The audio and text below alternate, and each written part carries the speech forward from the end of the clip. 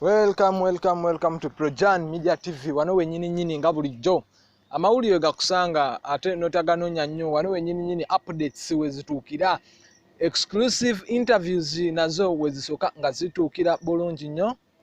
Nate era njagala ntumire ku mikwano gyange mwenna abali e Kampala mpozi ne community ya UAE mwenna mukola omulimu gw'amaanyi.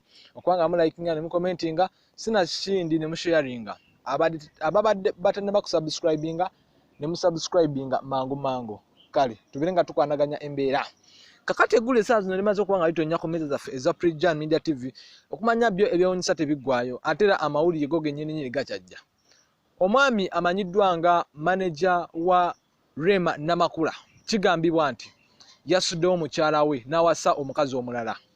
Omukazi yagezezaako okuba nga atutegeeza n'agamba bannanga abasajja banene beefuula. Omusajja ogulaba yali mwavu nnyo ng'agamba manager wa Rema Namakula. Omusajja ono yali mwavu nnyo nga talina wadde n'ekikumi, omusajja nga lunkupe, omusajja nga talina wadde n'ekuba ennyonyi ngamba ennusu.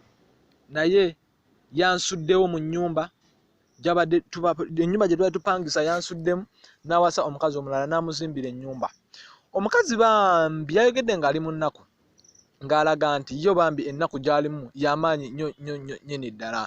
Omusajja nsuulawo atya n'afuna omukazi bambi yayogedde n'ebigambo ng'akaaba n'owulira ennaku ku mutima ng'ekuliko. Omusajja nsuulawo atya n'agenda n'omukazi omulala ya Rabbi Alamin. Mukazi watya yayogedde ebigambo n'asukka avuma guli omuzimu gwamukutte ogw'okusuulawo banne yansuddewo ne Rema bebe yakola ku Eddie Kenzo ndowooza bakwatagana bulungi nnyo basooka kwegeeyaageeyaamuuko. Mukazi watto ne yagedde ebigambo naye nga bikwasa n'ennaku.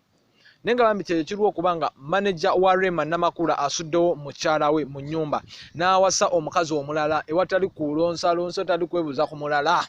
Subscribinga gwe abatalina kusubscribinga for all latest updates.